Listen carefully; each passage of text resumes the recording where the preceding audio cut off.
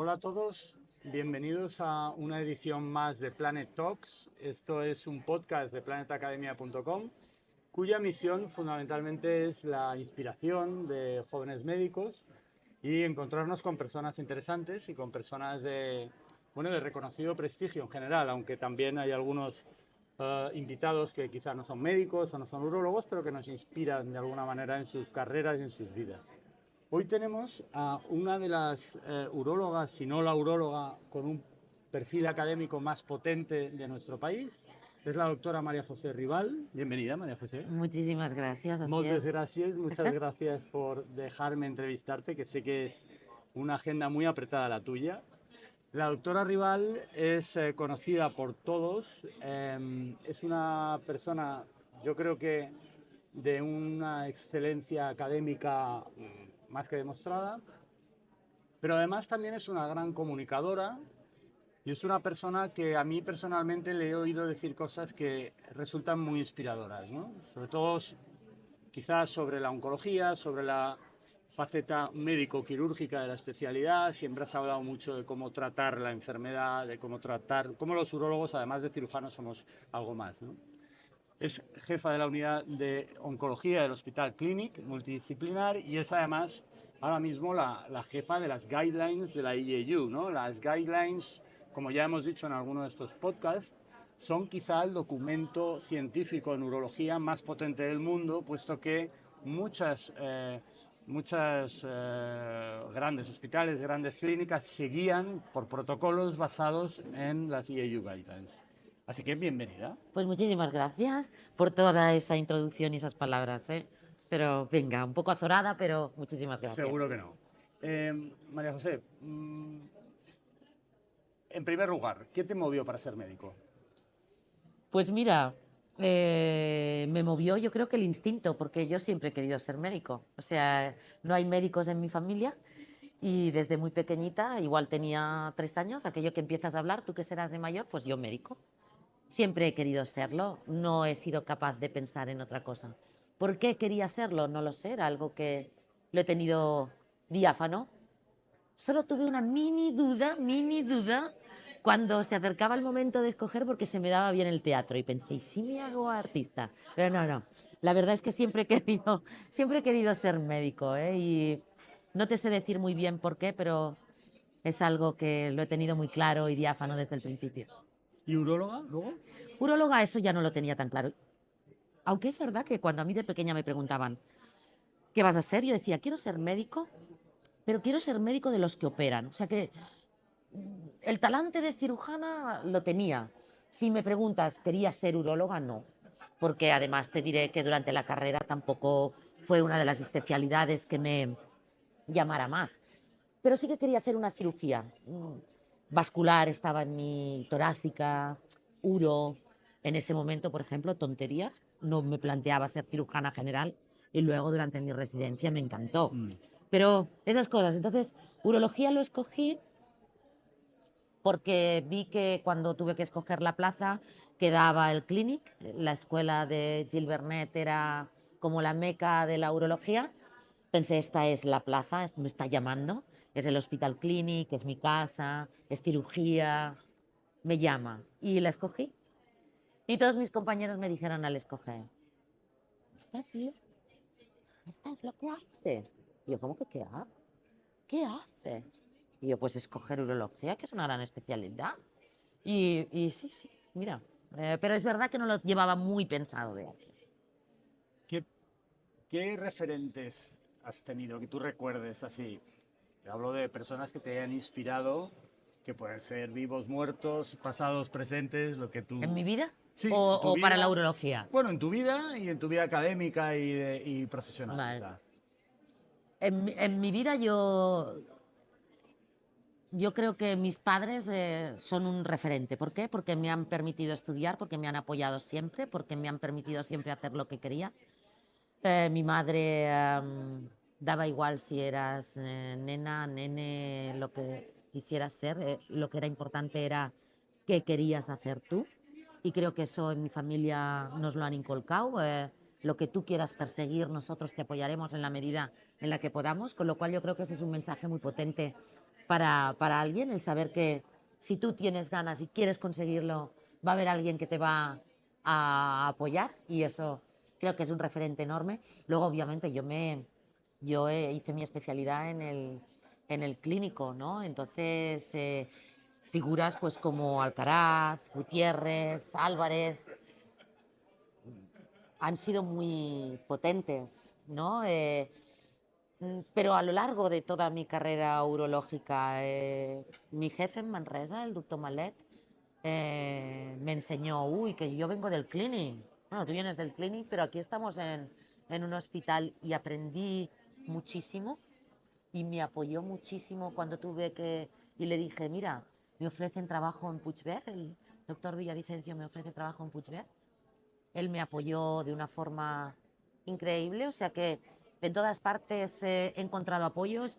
En la EAU he encontrado muchos apoyos, ¿no? El profesor Endor, en las guías, Fred Witches, que me hizo entrar en las guías europeas, Arnold Stenzel, que fue jefe de las Muscle Invasive durante un tiempo, gente como la manager de las guidelines, Karim Plas, que me enseñó cómo eran las guidelines por dentro.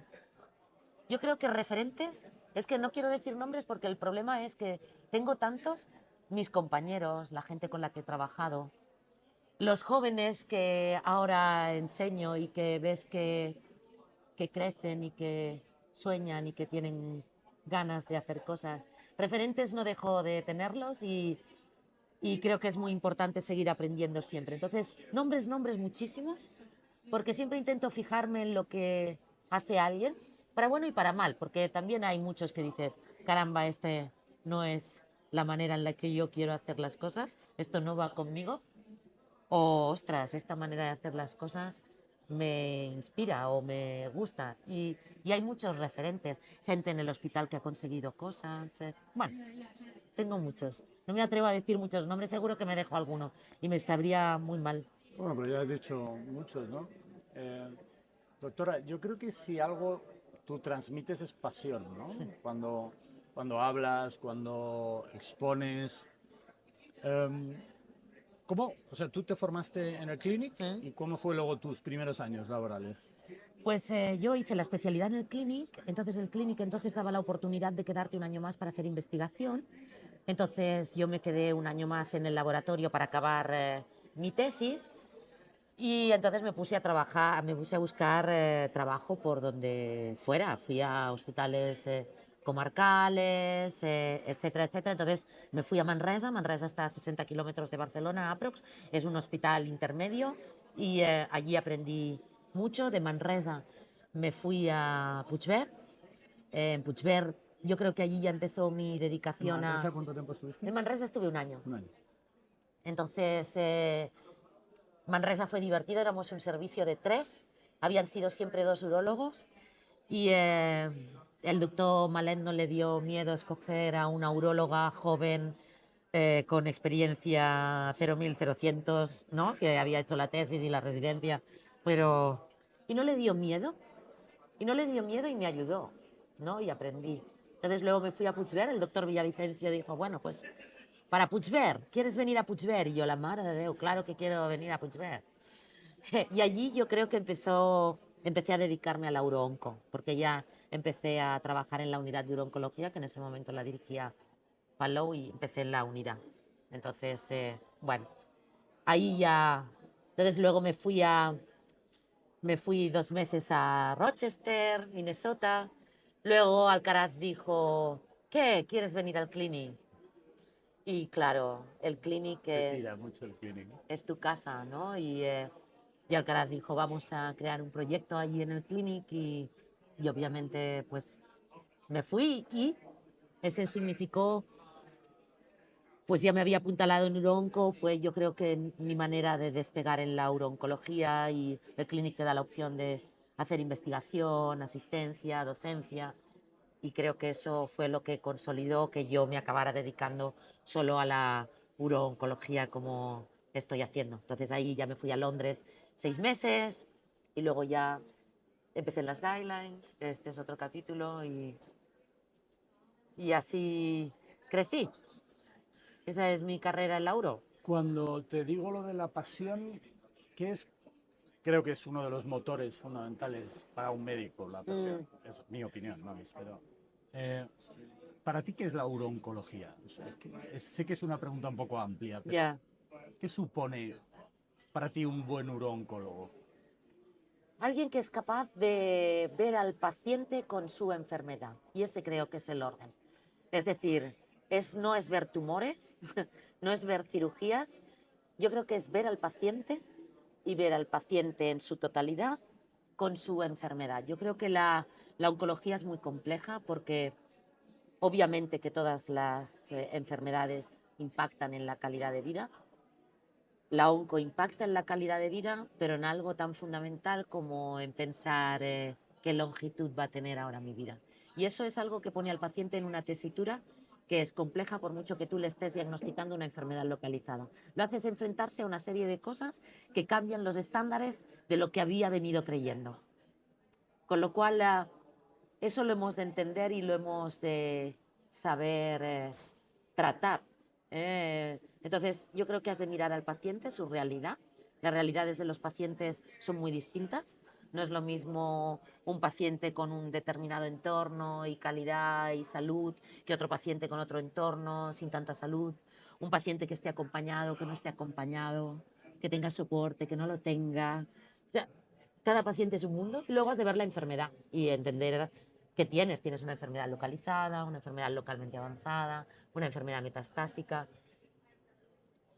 y saber cómo llevarla. Entonces, yo creo que para ser un buen urooncólogo necesitas eso, ver al paciente, ver la enfermedad y estar seguro que vas a tener el tiempo necesario para dedicarte a tratarla. Yo creo que en la urooncología la prisa es mala porque no te permite tomar buenas decisiones, con lo cual has de saber dedicarle tiempo, y tiempo en general, tiempo al paciente, tiempo a actualizarte, tiempo a entenderlo y tiempo a saber que la uroonco es muchas cosas. Entonces, requiere tiempo y has de dedicarle tiempo.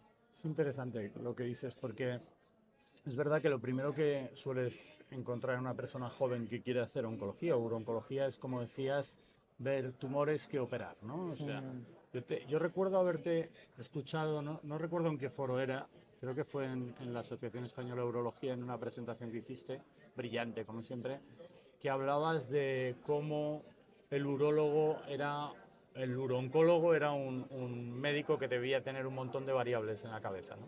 Y no se limitaba a llegar a un quirófano y quitar un riñón, ¿no? Que eso no es urooncología. Yo creo que no.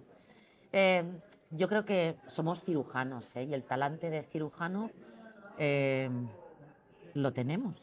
Es que es así, yo creo que no todo el mundo puede ser cirujano por personalidad, ¿no? Porque requieres de una personalidad en concreto, y es así. Entonces, somos cirujanos y la urooncología es una cirugía muy potente, ¿no? Un trombo en cava, una cistectomía.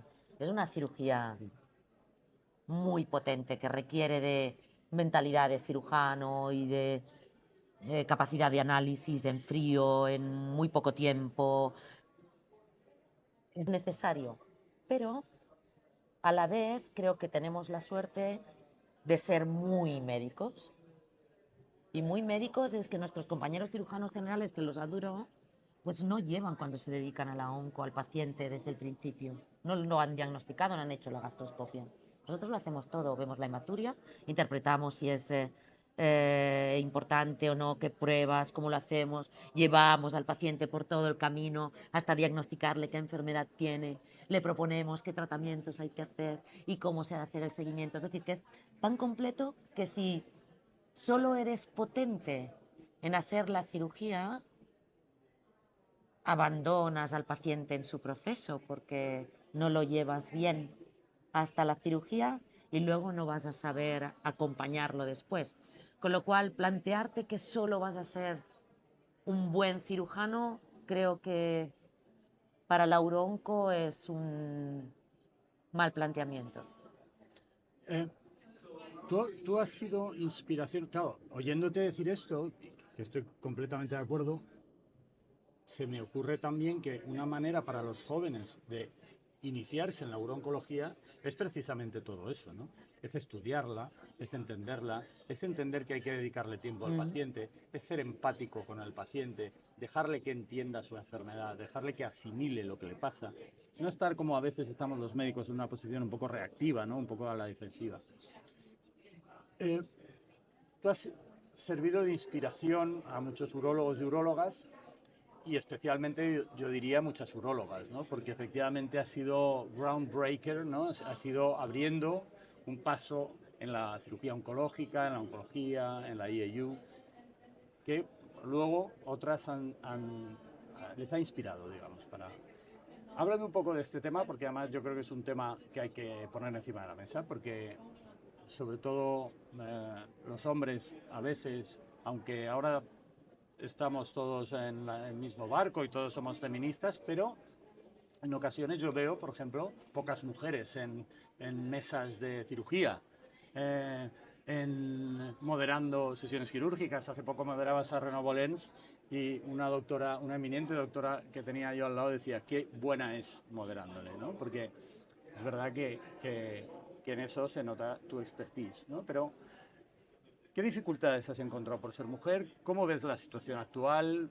¿Qué cosas cambiarías o qué incentivos a muchas mujeres y muchos hombres darías para cambiar un poquito el tono? Es una pregunta muy amplia, ¿eh? Em, Dificultades, sí me he encontrado con dificultades en mi carrera. La gente se piensa que no, yo creo que sí. Yo creo que para demostrar que he sido válida en el quirófano he tenido que operar más. Si quiero llegar a una determinada posición, he tenido que hacer más. Si publicas, publico más. Un paper tuyo, pues yo necesito dos. Yo lo veo, por ejemplo, cuando pido en los congresos. Necesitamos tener más urólogas, porque urólogas somos ahora a nivel europeo por encima del 30%. Hay países que llegan al 50%, con lo cual no podemos tener una mesa con solo ninguna o un 10%, no, porque existen y están. Cuando tú propones a gente joven, si yo te vengo a decir, es que este urólogo joven es muy bueno, tú me lo compras enseguida. Si yo te vengo a decir, esta uróloga joven es muy buena, empiezas a preguntarme, ¿pero qué papers tiene? ¿Qué ha publicado? ¿Qué ha...? Es exactamente así, y esto pasa ahora en el 2025. Entonces, yo creo que desde las quirúrgicas hemos de crear un ambiente que sea agradable, hemos de entender desde toda la medicina que la conciliación pasa por hacer las especialidades ajustadas. La conciliación no afecta solo a la mujer, afecta a todo el mundo, porque yo creo que todo el mundo tiene familia, no ser que es que solo tengan familia las mujeres, no es que los hombres no tienen familia, yo creo que todo el mundo la tiene, ¿no? Entonces, yo creo que hemos de aprender mucho, la sociedad ha de cambiar, creo que hasta que la sociedad no cambie se hace a veces más difícil, pero sí que hemos de demostrar que la especialidad es una especialidad que está abierta y eso se hace por representatividad. Si tú no ves gente en determinadas posiciones, tú te crees que ahí no puedes estar. Mira lo que han hecho las jugadoras del Barça, ¿no? Eso es un ejemplo brillante. Ahora, ¿quién lleva la camiseta de Aitana, Alexia? ¿Quién la lleva? Niñas y niños.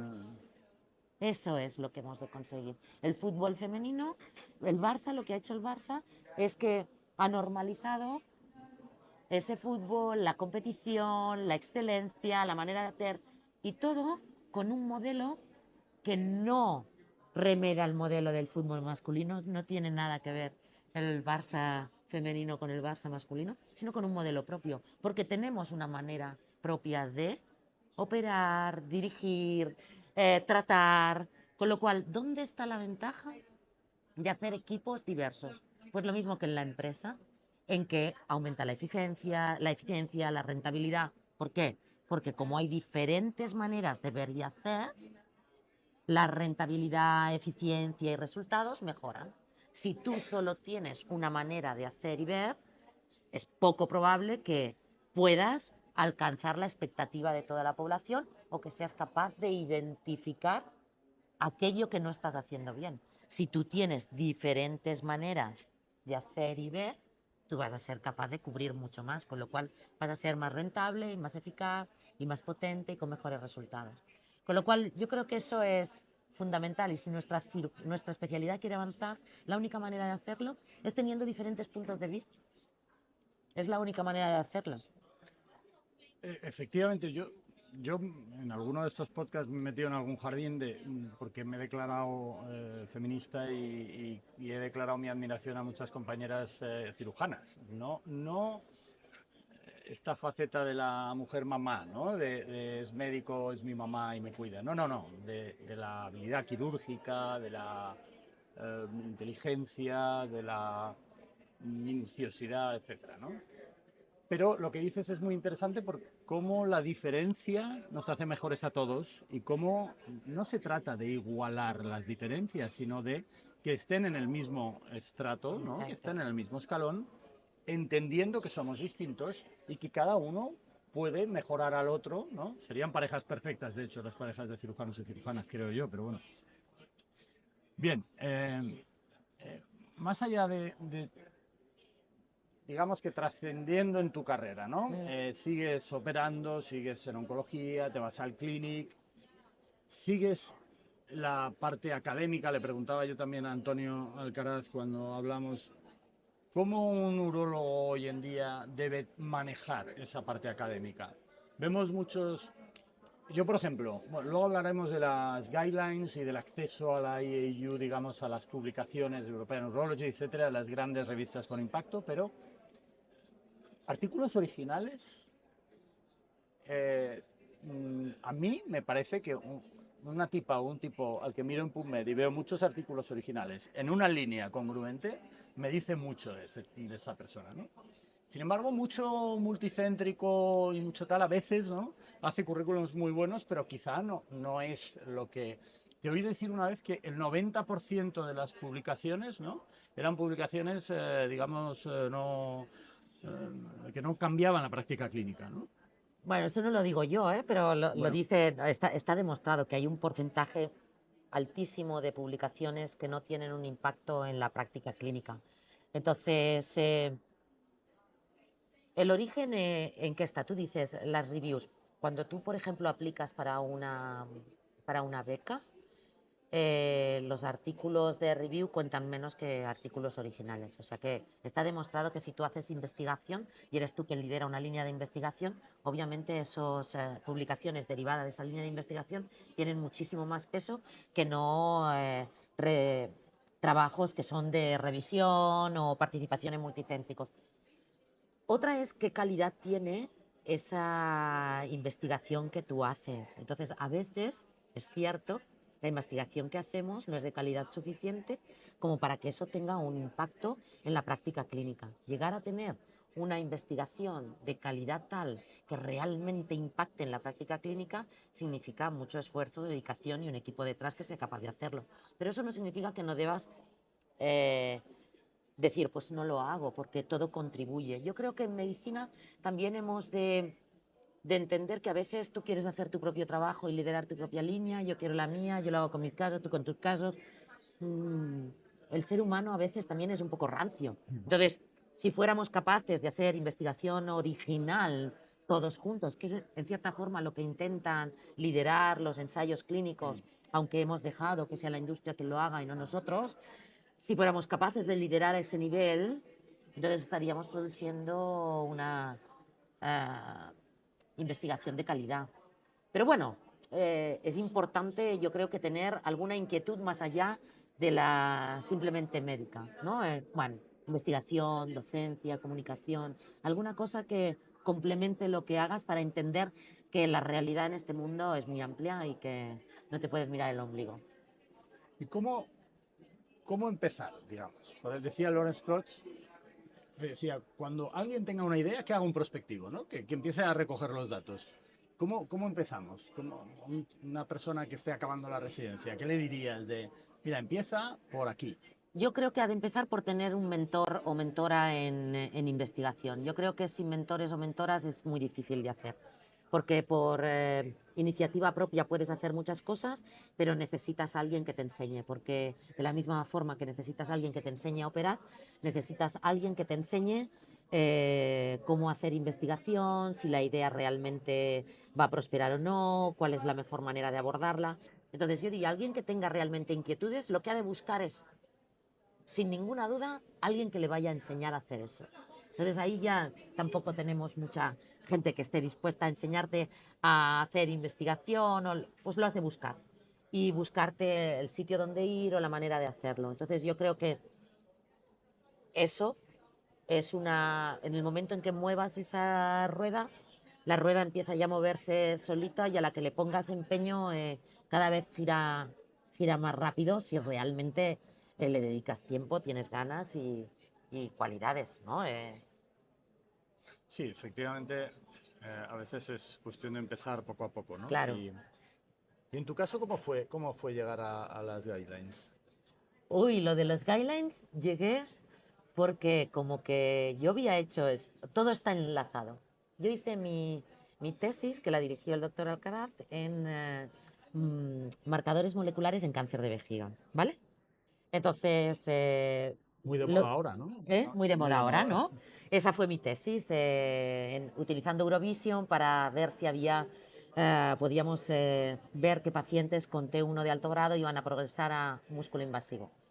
Y bueno, eso fue mi tesis. Yo me acuerdo que fui a pedir trabajo en Calella, que es un hospital comarcal, y me dijeron, mira, es que nosotros aquí no necesitamos a gente que haga tesis, necesitamos gente que trabaje, ¿sabes? Y dije, ostras. Digo, mire, digo, pero es que yo he hecho mi residencia en el Hospital Clinic, digo, y si no hubiera aprovechado las ventajas del Hospital Clinic, habría dicho muy poco en mi favor, ¿no? Yo aproveché todo lo que el Hospital Clinic me daba. Entonces yo siempre le digo a la gente, tú haz todo lo que puedas, aprovecha todo lo que tienes, porque nunca sabes cuándo te va a servir. Teóricamente a mí no me iba a servir de nada. Pero fíjate, hablando de molecular markers, alguien pensó, pues en las guías necesitamos una figura joven, porque necesitamos una figura de associate que nos ayude a mejorar toda la parte de markers en las guías de Muscle Invasive. Y Fred Beaches vino a preguntarme, ¿te hemos visto en la presentación? Creemos que necesitamos un associate para que nos ayude a mejorar toda la parte de markers. Y ese fue mi principio en las gailas. Entré en cáncer de vejiga, luego allí fui creciendo, acabé siendo la vice chair del cáncer de vejiga, luego acabé entrando en el board de las guidelines, acabé dirigiendo el grupo de diseminación de las guidelines, luego entré en la ejecutiva de las guidelines, fui vice chair de las guidelines y me Y hasta decía, aquí. y hasta aquí puedo leer. ¿Y cómo son las guidelines por dentro? Son un universo increíble, trabajan 300 personas, una fuente de inspiración y de conocimiento que uno no se puede llegar a imaginar. Hay 21 paneles trabajando compuestos por gente que son Key Opinion Leaders, Key Opinions, Super Key Opinion Leaders, gente que está empezando. Tenemos los Associates, tenemos los paneles, tenemos los comités de metodología, de diseminación, tenemos todo el grupo de Associates que son gente joven que entrenamos específicamente para que sean el soporte en metodología, aprendes muchísimo. Es un universo en el que te das cuenta, aprendes sobre medicina basada en la evidencia, sobre metodología, aprendes de que medicina basada en la evidencia, que es el pilar fundamental por el cual están regidas nuestras guías, necesita de un complemento fundamental como es la real world evidence. Aprendes cómo colaborar con grupos de investigación, aprendes cómo colaborar con otras sociedades en neurología, con otras sociedades en otras disciplinas. Es un universo tan bestia que no dejas de aprender ni un solo día, con lo cual las guías para mí son una fuente de inspiración, me lo paso brutal, sí, me lo paso brutal. Sí, además tienen como no sé, no sé cómo se llama eso, pero como que tienen una imagen corporativa, ¿no? Son user friendly, te apetece ver el diseño de las nuevas, ¿no? Son cosas Sí. que siempre, yo recuerdo desde que era residente, ¿no? Ir al congreso a ver, o que el que iba al congreso trajese las guidelines Las para guidelines, sí. tenerlas, ¿no? Y luego, además de ser efectivamente un documento de... Y ahora estamos evolucionando, ¿eh? Porque ya tenemos la app, que la lanzamos el año pasado en París, y la app te permite llevar las guías en el móvil. Vamos a lanzar dentro de nada un CDS Tool también para que ayude en la toma de decisiones. El proceso de digitalización de las guías está muy en marcha. Vamos evolucionando, es decir, nunca puedes dejar de evolucionar porque si no te quedarías estancado. Y ¿Hay las guías algún, es un... ¿Hay algún curso, digamos, como de formación para acabar, digo, una cosa como que vaya de niveles más básicos a más esto, como para acabar formando parte de las guías o haciendo un trabajo similar fuera de las guías? Nosotros tenemos un programa que es el programa de los associates. Los associates es gente joven, residentes y adjuntos jóvenes que aplicas por currículum y ahora hay 95. Es verdad que, claro, no podemos hacer un programa de 1000, pero conforme quedan plazas se puede aplicar y que lo que hacemos con los associates es como si fuera un MBA, porque durante unos años estás con nosotros y recibes una formación específica en metodología, en publicar, en revisiones sistemáticas, en se hacen cursos online y presenciales, formas parte de paneles, con lo cual pasas un tiempo trabajando para un panel en concreto, con lo cual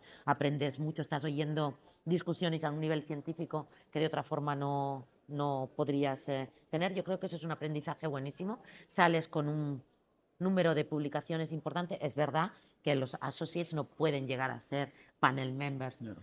todos, pero te da un bagaje para que tu carrera, si realmente la quieres enfocar a eso, puedas hacerlo, te puedas consolidar y obviamente es una fuente para luego consolidar los paneles. Sería muy bueno quizá ampliar eso, quizá en formatos más pequeños, que requieran menos, bueno, menos Dedicación. presupuesto y dedicación, pero sería muy interesante ampliar eso a todos, ¿no? A la comunidad urológica, para que quien quisiese pudiese acceder también de alguna forma a ese inicio de conocimiento, ¿no? Y sería una buena cantera para vosotros luego también. Sí.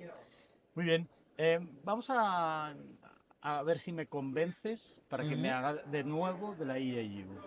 Imagínate que me he quitado, porque digo, total, qué me aporta la IAU? ¿No? O sea, tengo las guidelines que son el mejor documento. Hoy en día hay mucha información de la propia IAU en Spotify, en YouTube. Sí.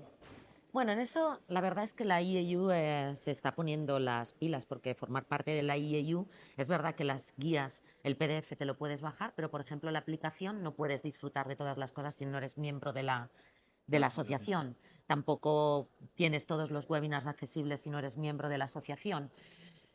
Yo creo que ser miembro de la EAU es importante. ¿Por qué? Porque es una fuente de colaboración, te da acceso a una serie de materiales que si no fueras miembro no podrías tenerlos. Yo creo que también es la manera y la plataforma para poder no avanzar solo en una carrera académica, porque muchas veces nos centramos y pensamos que solo tener una carrera académica es lo que prima. No, no, hay carreras que no son académicas, que son absolutamente pesadas y que tienen un impacto en nuestra realidad y en nuestra manera de tratar a los pacientes muy importante. Y eso, pertenecer a una sociedad científica te ayuda, porque no necesitas tener una carrera académica para saber que quieres estar absolutamente actualizado y darle lo mejor que le puedas dar a un paciente. Entonces, yo creo que no es solo querer tener esa parte que muchas veces linkamos el querer ser de una asociación como la EAU porque yo quiero desarrollarme de una forma académica. No, no, yo quiero estar absolutamente actualizado porque esa persona que se sienta delante mío en mi consulta, yo no quiero publicar una systematic review, pero estoy seguro que a esa persona le quiero dar lo mejor de mí y lo mejor que le pueda dar. Entonces, yo creo que la EAU te ofrece eso, la manera de estar al máximo nivel en urología, y eso es bueno para todos y te puede ayudar a tener contactos que tú utilizarás de una forma u otra para ser mejor en el área que tú quieras. Con lo cual, tiene muchas ventajas, yo creo que a todos los niveles. Pertenecer a una sociedad científica. También es nuestra responsabilidad como sociedad científica ser capaces de convencerte de que aquello que te vamos a dar te va a servir a ti. Creo que tenemos que poner mucho de nuestra parte en la IAU para que todo ese material sea muy bueno, sea excelente y seamos capaces de dártelo de una forma que sea atractiva y te ayude para las necesidades globales de todos los países europeos, pero para el urólogo en particular, para Sier, para María José, para... Yo creo que en eso también hemos de trabajar y estamos trabajando. La IAU está trabajando en ello. Me han dado ganas, ¿eh? Me voy a apuntar de nuevo. Véngala, eso Oye, espero. María José, muchísimas gracias. La verdad es que cuando se te oye hablar, inspiras, eso te puedo asegurar. Y dan ganas incluso de estudiar cuando te dices algo. No, muchísimas gracias de nuevo. Sé que Muchísimas tienes muy gracias poquito tiempo. a Sier por Y, dedicarme este tiempo y por pensar que querías dedicármelo. Eso es lo más importante y lo que más agradezco. doctora, Un muchas placer. gracias. Gracias.